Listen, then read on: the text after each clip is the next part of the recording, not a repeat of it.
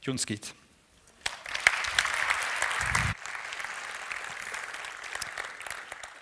Thank you.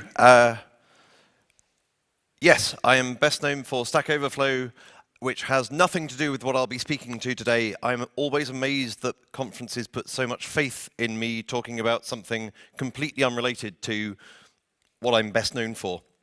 And one thing that I have started doing at the start of almost every talk that I give is putting a slide like this up with a different to your, whether it's wait staff or yourself or whoever, because I'm starting to feel that it may be the way that I could actually have the most impact on the world is not if I can help you write C# code slightly better, but if we could all be slightly kinder to each other. Kevlin mentioned his 1968 talk earlier on, and I was privileged to be present for that at Joy of Coding last year, which was also a conference where I presented a version of this same talk. And I was thinking of the progression from Joy of Coding to Beauty in Code, and I was wondering whether next year there could be a Kindness in Tech conference. You laugh. If you put that conference on and give me enough warning, I will move heaven and earth to be there, because I think it's the conference we need. So a lot of this talk actually goes back to what Kevlin was saying, but with a slight change. I suggest you do not prioritize for or by estimated business value, but prioritize by estimated personal value. Not just personal to you, but personal to other people you interact with, whether that is customers, teammates, your family, your loved ones, your friends. That's what I've sort of been hopefully doing for the last several years, and it seems to have worked well for me. And I feel like I'm a happy and blessed person, so I can recommend that as a course of action. Anyway, to the main event. White. A blank page or canvas. The challenge, bring order to the whole through design, composition, tension, balance, light, and harmony. Those are the opening words to a musical called Sunday in the Park with George from 1984 by Stephen Sondheim and James Lapine. And I should give a sort of trigger warning that this talk occasionally contains singing. Given the concert hall that we're in, I may very well have the worst voice that has ever sung on this stage, for which I apologize, but there isn't very much of it. So, we have two works of art that we're mostly considering today. This is a Sunday afternoon on the island of La Grande Jatte, and it was painted by a man called Georges Seurat, who lived from 1859 to 1891, so died relatively young, and it took him 2 years to paint, 1884 to 1886, in several stages. And it's a big painting. It's not quite this big, but it is 3 meters wide by 2 meters tall, and it lives in the Art Institute of Chicago, and it's a study in pointillism. And when I say study, this comes back to what Kevlin was saying about a knowledge acquisition process and learning, because I firmly believe that Seurat was learning all the time as he was experimenting with paint. He was playing with light and building this composition from small things. Not necessarily dots. We tend to think of pointillism as dots, but these are dots and lines of specific shapes. And over time, Seurat painted with fewer and fewer colors. And I believe the final part to be added was the sort of border, which is in several colors, round the outside. I believe he stretched the canvas a bit more and added that border. So that's a Sunday afternoon on the island of La Grande Jatte.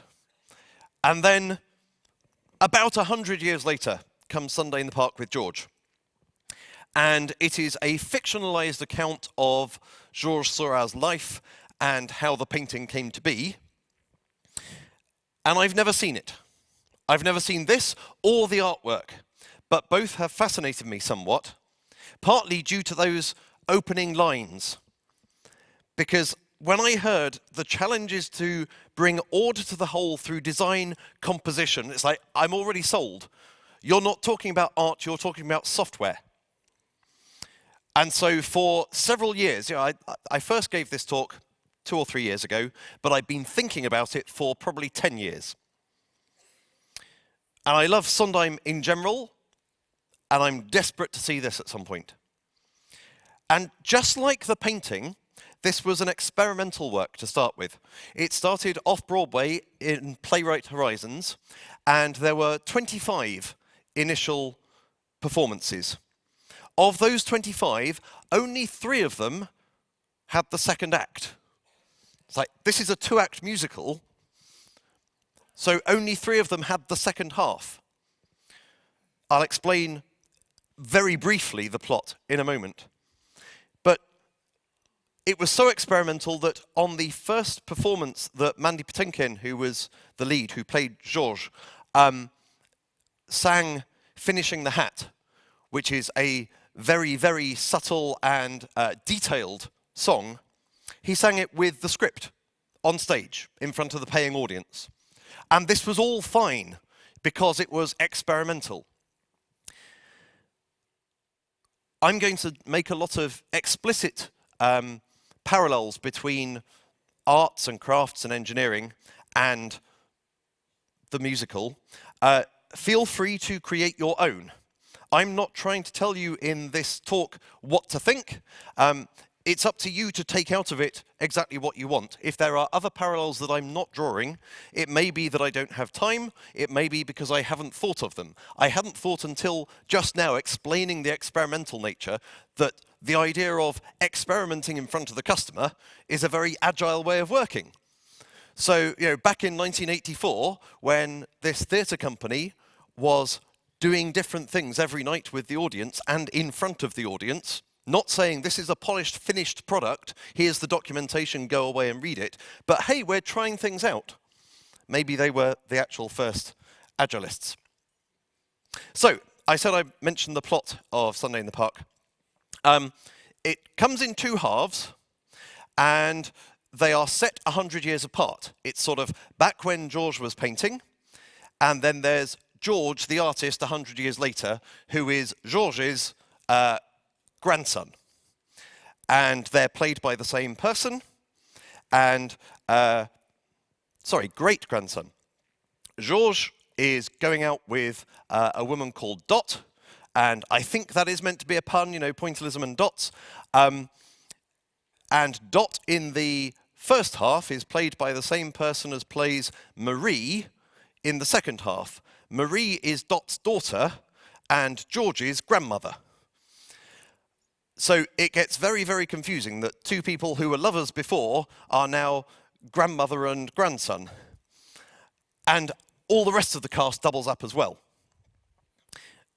And this isn't just a coincidence, this is part of what is being played with, what is being experimented with, different representations of the same idea, how different ideas can come up again and again and be rediscovered with something different as well as something the same.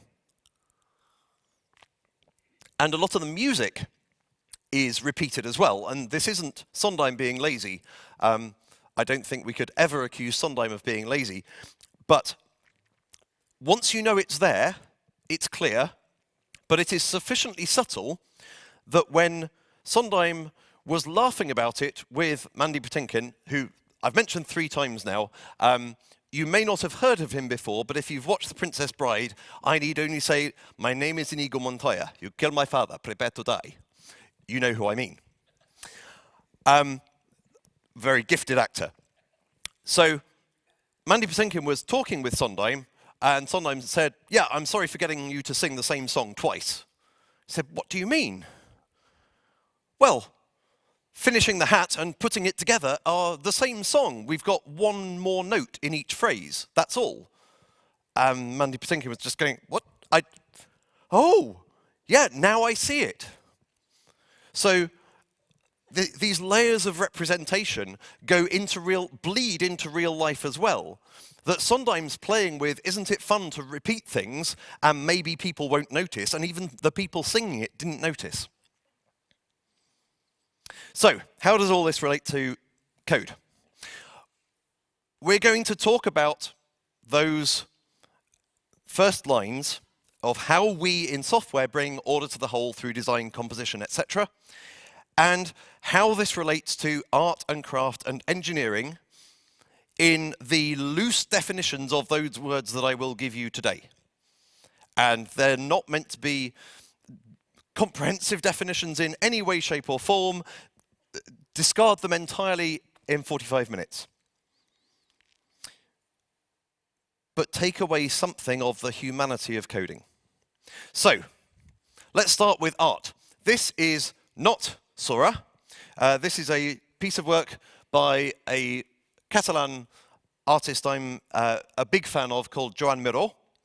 And I have this, not this exact one, but another original print of this piece hanging up in my hall. And it's lovely. This is Lune Vent by Miró from 1963. And I love it. And do you know why I love it? I don't know why I love it. And that's something of the art, is the wonderfulness defies description. I know that I love all of the Miró pieces that I've really fallen in love with, and that my wallet is somewhat lighter for, have been in the sort of 60s and early 70s. There's something about the sort of, it's not terribly easy to see, but there's a sort of beveled edge around here, and there's sharpness of the dots and blurriness of the big swathes, and something of the velocity of that comet going right across that is wonderful. But it does defy that explanation. And it would also defy imitation, at least by me. I could paint something, I could flick some dots and take a big sort of splodgy paintbrush and go like that, and it wouldn't be art. There is something that makes this art that I just cannot define. And it's probably something to do with ideas and something to do with novelty. And I want to see how that applies to code. Definitely something to do with ideas. When you have art in code, beauty in code, there need to be ideas in there. But the novelty side is less important, I'd say. Because unlike in art, novelty creates a sort of tension in computing. I remember a customer resource management program that I used back in the late 90s, where the box had, as an advert, said, completely new and, I think they used novel rather than unfamiliar user interface. It's like, this user interface is like nothing you've ever used before. Okay, it's novel. That's a bad thing. I want to be able to pick this up and it be so familiar, have newness in terms of what I can achieve, but not in the user interface, just as, hey, all the buttons are upside down or whatever. That's no good at all. But there does still need to be some sort of invention. The closest I can come within code is API design, whether that's libraries or web services, and you can see something beautiful forming from unexpected pieces. And the best specific example I can have of this is linked to XML. So I don't know how many of you are .NET developers? Okay, many at least. So linked to XML is an XML library, effectively, that goes against many of the design principles that you would expect in an XML library written in .NET. There are a load of methods just taking object. Like, what? I like statically, I'm using a statically typed language. I want some help with what types of things I can pass in. You're giving me object. Okay, well, what can I pass in? Oh, just pass in what you like. I'll do the right thing. What? No, that's completely not what I expect in a C# based language. And you've got all these conversions to string and to int. And how can the same thing be convertible to a string and an int and a decimal and a date time? It can't represent all of those things. Oh, just trust me, it'll work out fine. And it does. The sort of bizarre genius of it is that it takes all this wrongness and ends up with something that is beautiful to use. You read code that's using link to XML, and I mean, obviously anyone can use a nice tool to create horribleness, but you can write really easy to read XML manipulation. So I think there's beauty and art there. So how about craft? I'm going to vaguely define craft as skill that is hard won, that you have paid a price in blood, sweat and tears to achieve that craft. There may be something innate as well. It may be that someone else could have struggled for just as long and not ended up with nearly the craft that you have. But equally, if you just picked it up and you were instantly, yeah, I've got this, then it feels like there's probably a lack of craft there. And the boundary between art and craft becomes really fuzzy. So the API design I've just described, the result can be artistic, but no one would come up with link to XML as the first API they design. They could come up with the same bad aspects, but without the good parts, and it would be horrible. Or they could be a lot more rigid, and it would just be clunky. It's that hard-won, well, I've deviated before, and I've seen why these rules are in place, and I think I can just about get away with breaking them this time, and I can, and this is amazing. There's your craft that has to be with experience. But that doesn't mean that everyone has to go through all the same pain.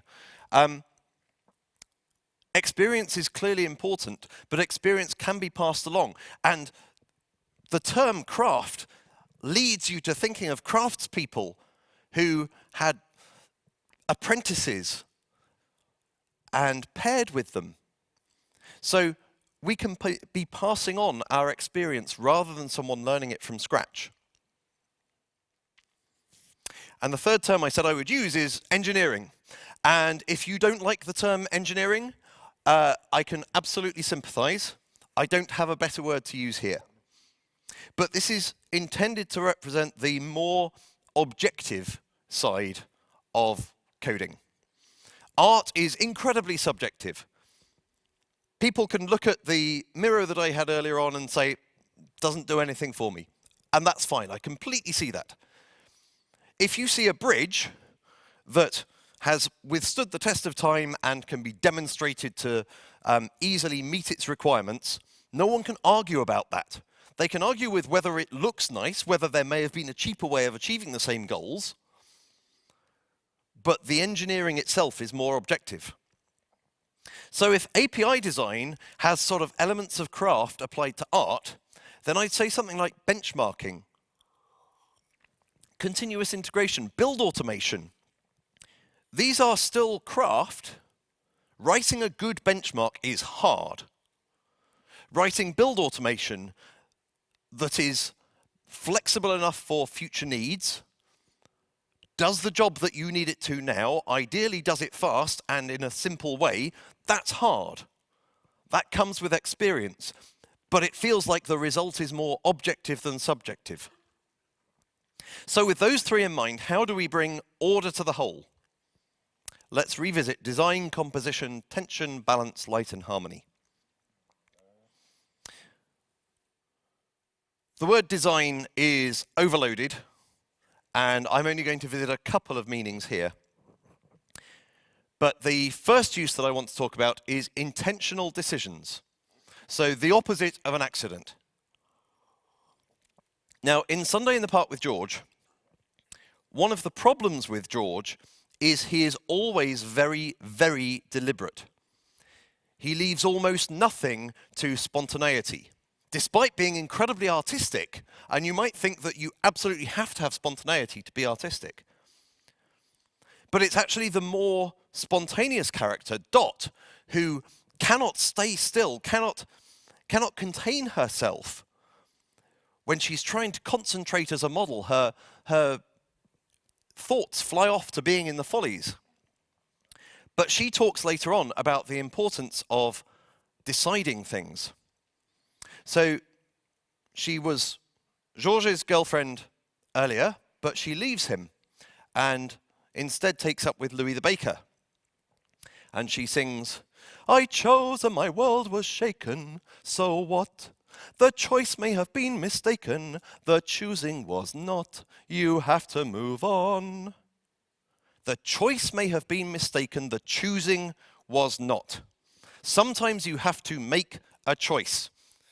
Have any of you experienced analysis paralysis? You've had a difficult decision to make, and by the end of the day, you still haven't made it. Okay, this happens to me on a regular basis. How many of those times have you had two really good options, and you like both of them, you just can't choose which to choose?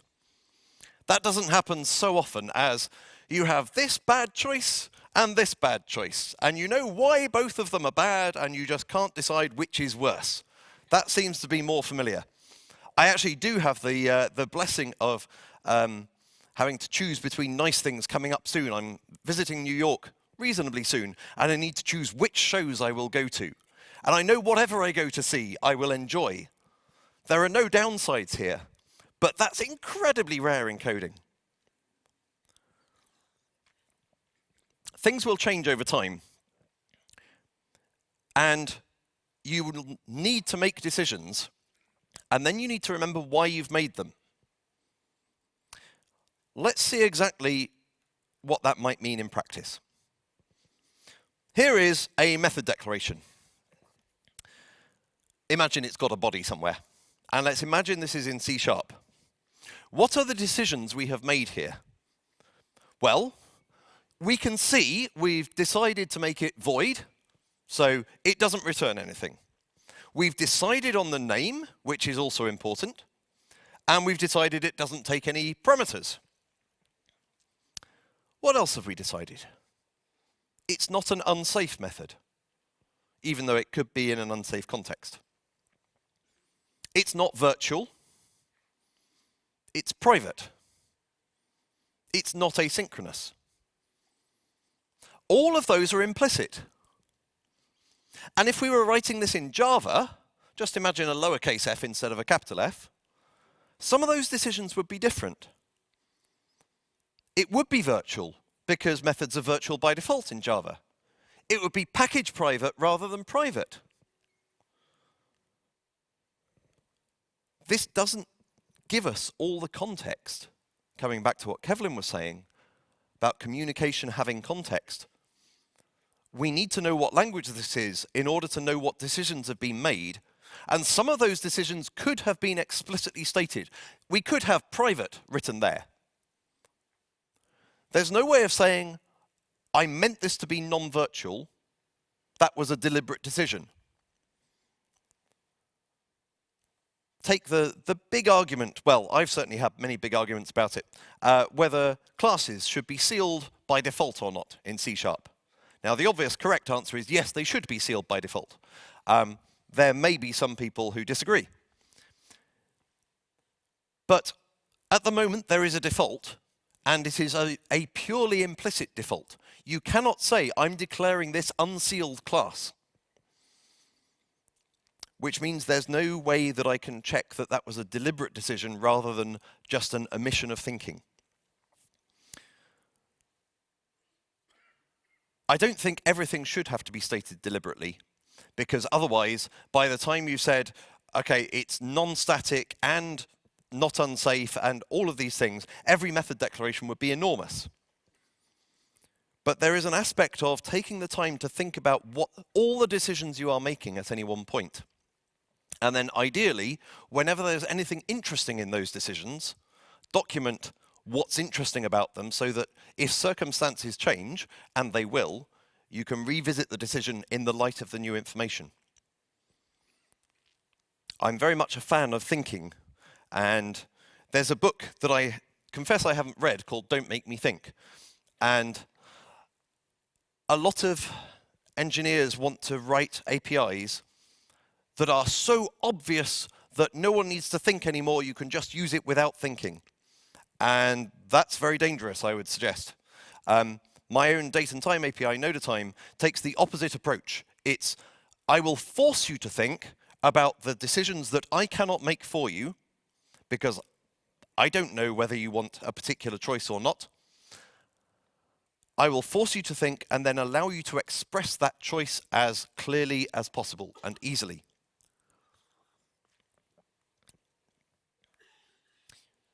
The other aspect of design that I will touch on briefly is that of representation and abstraction, as Kevlin was talking about earlier on. We all have to simplify the world.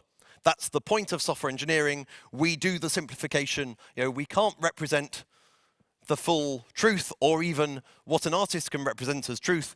We have the stickman version. That is our code. And Sunday in the Park has the same sort of themes of how do you represent colors when you're forcing yourself not to use the real color, but to build the color up out of points. What is truth in those terms? And the code that we produce provides our model for the world, and it feels very much like I'm repeating what Kevlin said before. But we need to be aware of the limitations. And that this is a blessing to be able to do this. Again, not Dot this time, but Marie. So this is George's daughter, George's grandmother, looking at the painting.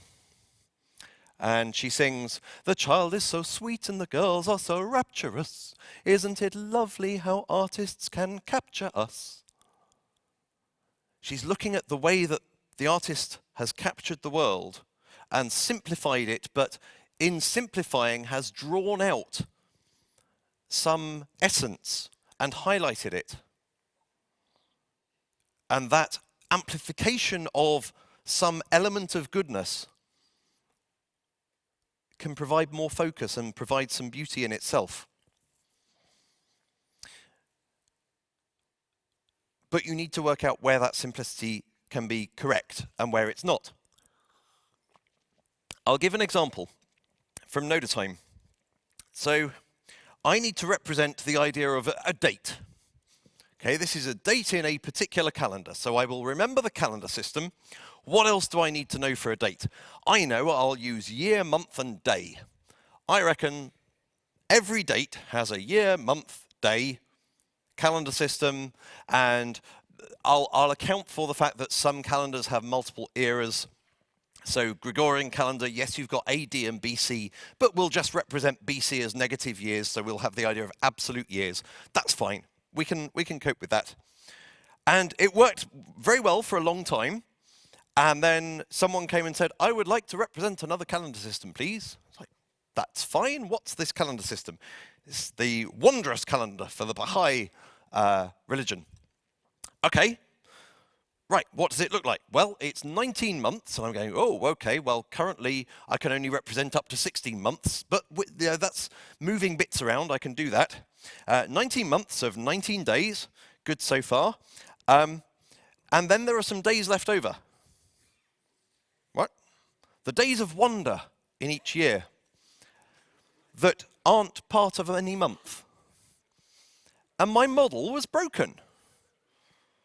I've been trying to represent a man, and I couldn't represent someone who only had one leg.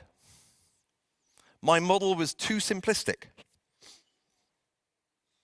And we never ended up resolving that. We worked around it, rather than break the model that has the desirable simplicity for the 99.99% of developers for Nodatime. They don't want to have to check for every time they use a date, is this date part of a month or not? That's a pretty rare situation. But it highlighted to me that anything that we try to represent is this abstraction. We are taking away something, and sometimes we'll take away a bit that's important without realizing it. The next aspect, and this was the real one that made me think, hey, this is about software. I'm a big fan of composition over inheritance, and so when Sondheim wrote about using composition to bring order to the whole, it's like, yes, this is clearly code. There are loads of ways in which we compose in code. Every aspect of code is composition. We make big things from small things. The other way of looking at it is we take big problems and split them into small problems until you get into a problem that is so small that it's sort of atomic at the language level. You know, it's right, I've broken this down to, I'm going to try to iterate over something, and then that iteration needs to increment a counter, and we've got this tiny bit which is, I need to increment something. Oh, I++, I know how to do that. That's a sort of atom of the language. And when you've broken your problem down into those atoms, then you're done. If you've done it, correctly, a way that solves. And that sort of decomposition of the problem is the exact dual of composition of the solution. Because that single I++ is a useless atom in itself. It's only when it's composed with the rest of the loop, and the loop with the rest of the method, and the method with the rest of the class, and the class with the rest of the library, and the library within the rest of the solution. That's when it becomes useful.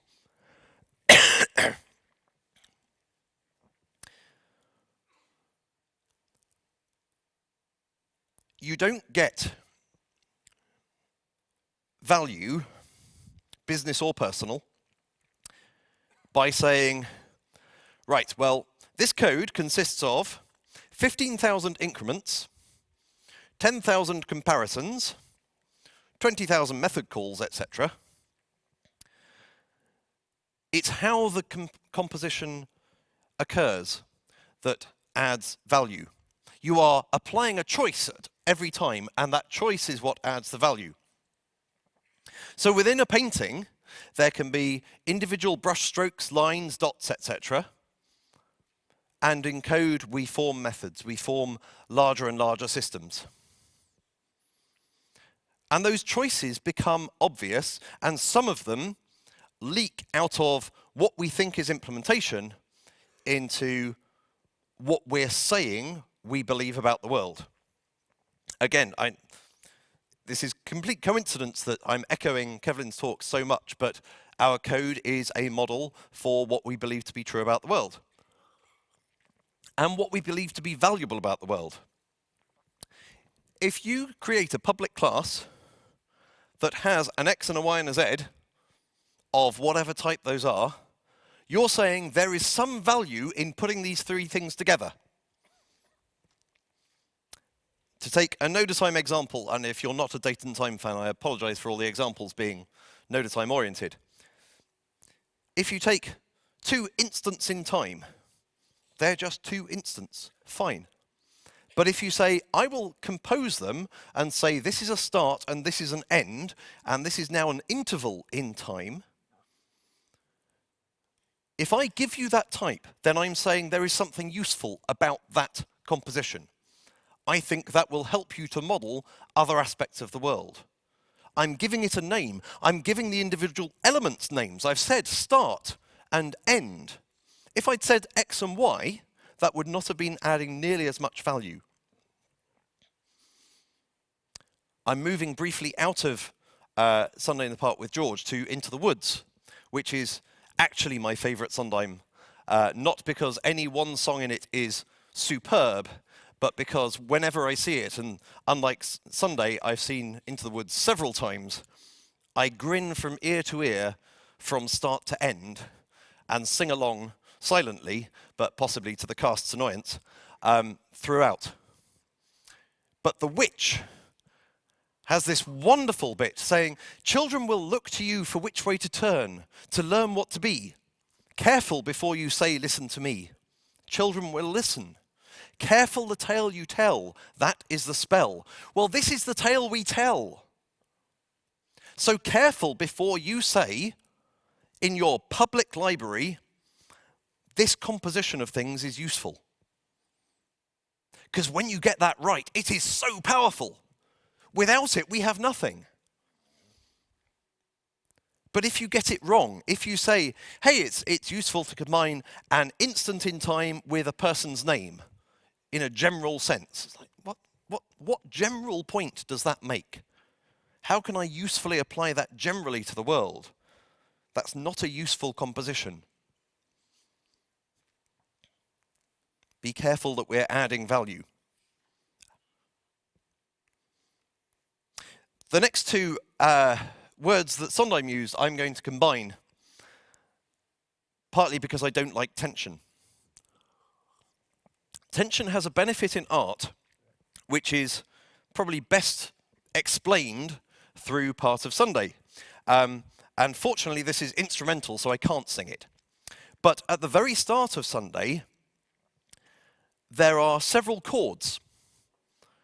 In fact, between the design, composition, etc., there are these chords. And they sounded fine to me. And then I read a chapter in a book specifically about how Sondheim had composed Sunday in the Park with George. And the author who was interviewing clearly knew far more about music than I did. And they'd looked at the score and said, the bottom note of each of these chords is missing. And Sondheim said, yeah, it is. It builds the tension, imperceptibly, consciously at least. You have these chords, and as a listener, we're going, there's something missing. There's something missing. We're building up, and visually things are building up, trees are flying in, and all kinds of things. But there's something missing. And then after harmony, the full chord comes with that bottom anchoring it, and the tension breaks, and it's beautiful. That doesn't happen in code. It's not good in code. When you have a tension between work-life balance, when you're feeling, I should be spending more time with my kids, but I really need to hit this deadline, so I'm going to stay up till 2 in the morning. That's not a positive tension. Play with your kids and go to bed. There can be a sort of tension that is an aspect of competition, an aspect of wanting to do your best, but that doesn't need to be tense. If you're feeling like this, there's something wrong. And you should take it seriously and try to fix it, and not say, well, that's the way our industry is. It doesn't have to be the way our industry is.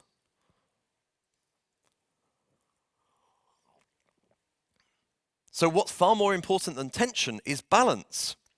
And balance artistically could mean all kinds of different things. It could be the color balance, which on this projector, it's not a problem on this slide, but I had great difficulty earlier on getting the color for my initial slide right. And our next slide that has a sun is remarkably dark orange compared with the sort of yellowy orange that I've got on my screen. So we need to balance the competing demands of, yes, you've got a job, someone is paying you to work. You have a family, you have friends, you have commitments. Every one of us, I'm sure, has other commitments that we need to balance. And this is a large part of the musical itself, because George loses Dot precisely because he doesn't get this balance right.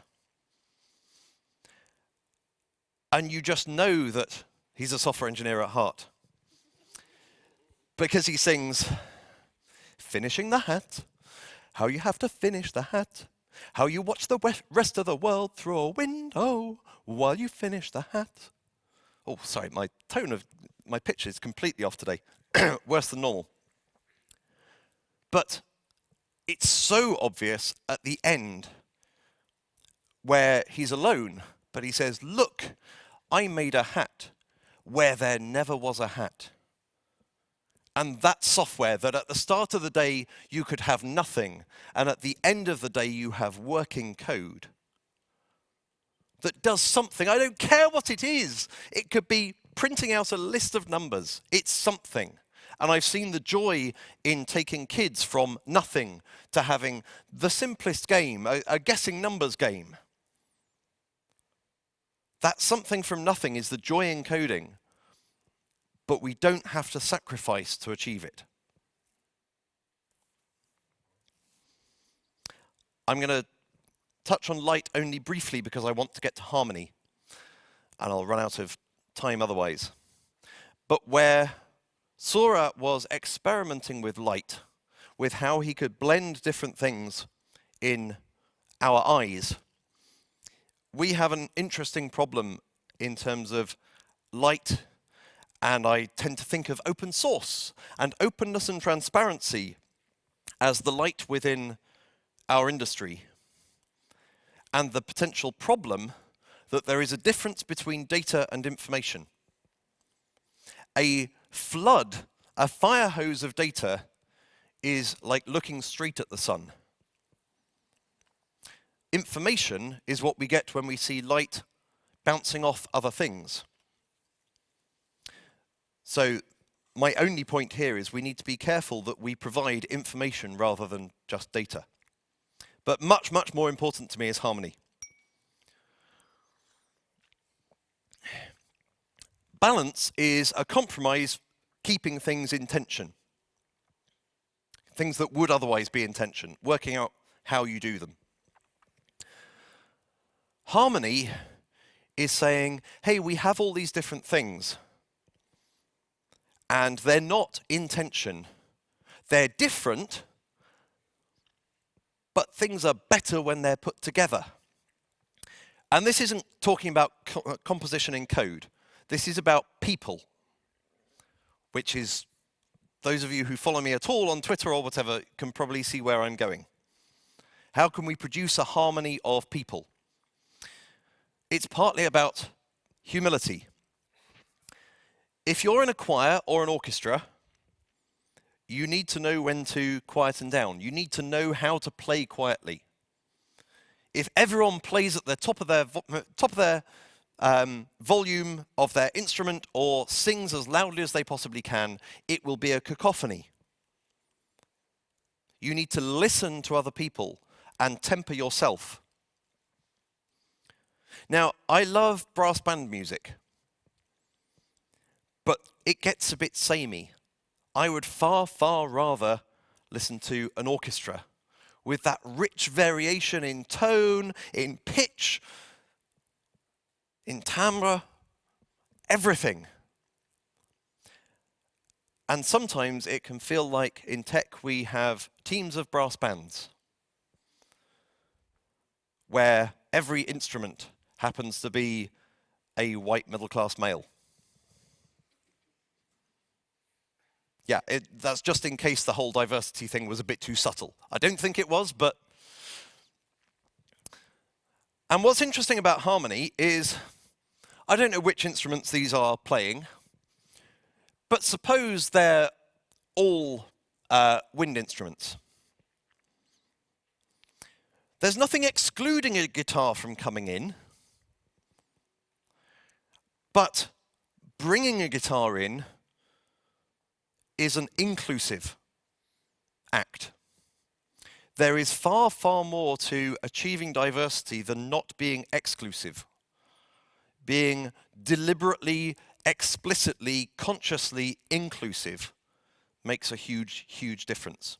And this isn't just in terms of bringing in more diverse teams. It's a matter of thinking who we are playing with. We're playing our own melody. Everyone's playing their own melody.